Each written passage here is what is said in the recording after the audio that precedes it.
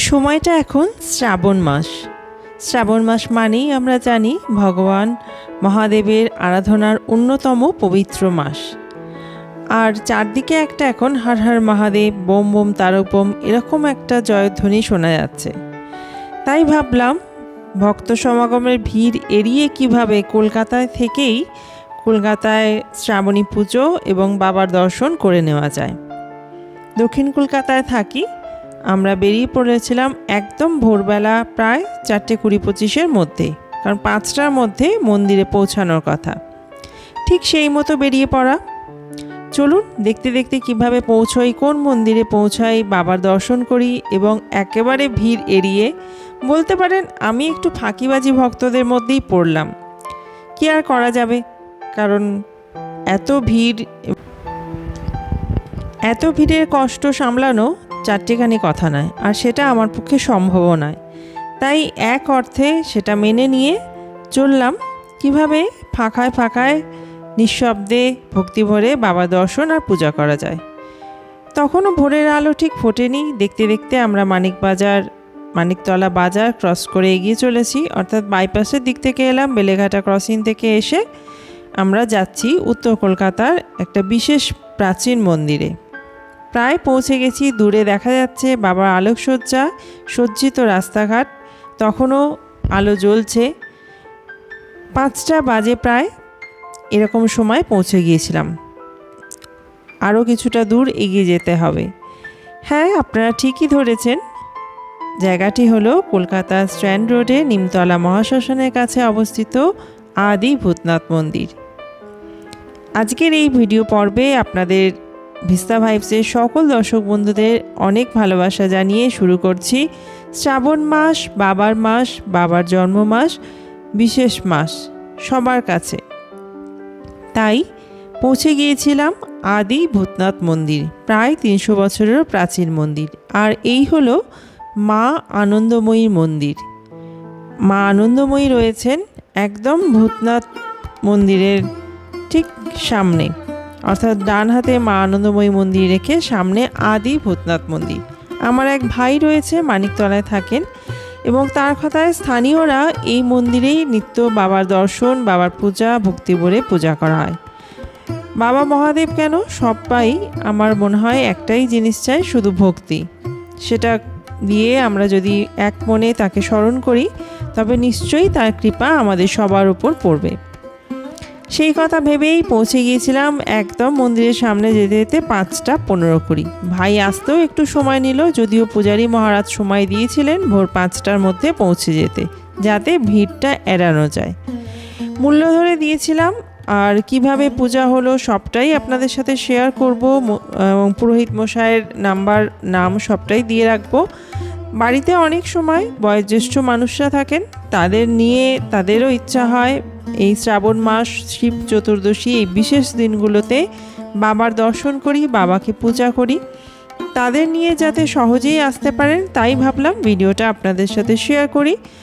আর আপনাদের কাছে এই নাম্বারটা থাকলে আশা করি যোগাযোগ করে কথা বলতেও পারবেন। এই হলো আদি ভূতনাথ মন্দির। ভক্তদের বিশ্বাস, বাবা ভূতনাথের কাছে মন থেকে প্রার্থনা করলে সকল মনস্কামনা পূর্ণ হয়। তাই কামনা পূর্তি মহাদেবও কিন্তু বলা হয়ে থাকে। এইভাবেই প্রায় 30 থেকে 40 মিনিট সময় নিয়ে ধরে পুরোহিত মশাই পুজো করিয়েছিলেন। অভিষেক থেকে শুরু করে সব কিছুই, যা উপাদান সামগ্রী বা উপকরণ সামগ্রী লেগেছে সেটা ওনারাই দিয়েছেন। তবুও আমি বাড়ি থেকে 5 ফল আর একটু মিষ্টি নিয়ে গেছিলাম, এছাড়াও আকন্দের মালা নিয়েছিলাম, কিন্তু ওনারাই সব দিয়েছিলেন, তাতে কোনো অসুবিধা হয়নি। তো এটা আপনাদের জানানোর জন্য বলে রাখলাম। তো আপনারা কথা বললে সেটা নিশ্চয়ই সবটাই জেনে যাবেন। দেখতে থাকুন। হ্যাঁ, পূজাবিধি বা পূজার সময়, অভিষেকের সময় অনেকটা সময় ধরেই করা হয়েছিল। সব সময়টা পুরোটাই তো দেওয়া সম্ভব নয়, তাই কিছুটা বাবার পূজায় যখন পূজায় করছিলাম সেটা আপনাদের সাথে শেয়ার করলাম। বাবার পূজা করা হয় আর বিশ্বাস করা হয় এখানে মহাদেবকে স্মরণ করলে মানুষের মনে মৃত্যু ভয় কমে, অহংকার দূর হয় এবং জীবনের প্রকৃত সত্য উপলব্ধি করার সুযোগ আসে। তাই যেন হয়, তাই বারবার প্রার্থনা জানালাম বাবা ভোলানাথকে। বললাম আদি ভূতনাথকে যেন তোমার কৃপা সবার উপর আসে এবং তোমার আশীর্বাদ সবার উপর থাকে।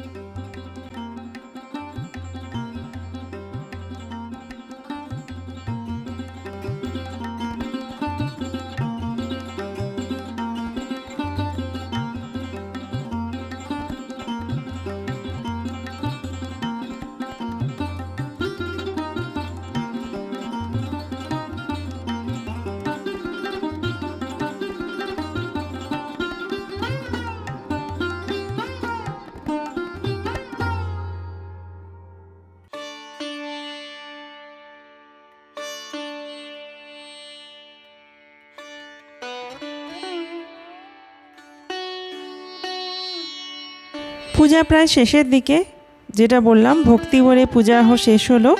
আর এই হলো প্রধান পূজারী মহারাজ। চলুন তার নামটাও জেনে নিই। আমার নাম রামপদ অধিকারী। ফোন নম্বর আছে 8001870893। আর এখানে রুদ্রাভিষেকও হয়। হ্যাঁ। ভূতনাথ মন্দির, এখান থেকে আমরা পূজা পর্ব সেরে এই হলো ভূতনাথ মন্দির, যেটি মহাশ্মশানের ধারে বহিরাগত ভক্তদের ভিড় রয়েছে। এখানে দর্শন করার অন্য সময় যেমন যতটা সম্ভব সহজ, এই মুহূর্তে এই দিনটিতে তো সম্ভবই না, কারণ দিনটি ছিল শ্রাবণ মাসে চতুর্থ সোমবার। দেখতে দেখতে ভিডিও ভালো লাগলে অবশ্যই একটা লাইক করুন, সাবস্ক্রাইব করুন আর বেল আইকনে ক্লিক করে দিন নোটিফিকেশনের জন্য।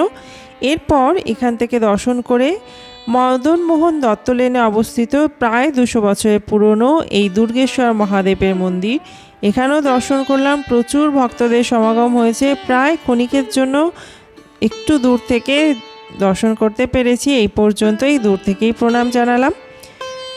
ওই যে বললাম বিশেষ দিন আর বিশেষ সময়, সেই কথাটা মাথায় রেখেই তাই আজকের মতো এই ভিডিও পর্বটি এই পর্যন্তই থাকলো। আপনারা তো পুরোহিত মশাইয়ের সাথে যদি যোগাযোগ করতে চান তাহলে ওনার সাথে কথা বলে আগে থেকে জেনে নিতে পারেন। আশা করি আপনাদের উপকার হবে। ভালো থাকবেন সবাই। আজকের পর্ব এই পর্যন্তই। আর ভিডিওটি যদি ভালো লাগে অবশ্যই একটা লাইক করুন, সাবস্ক্রাইব করুন। সঙ্গে থাকার জন্য অনেক ধন্যবাদ। নমস্কার।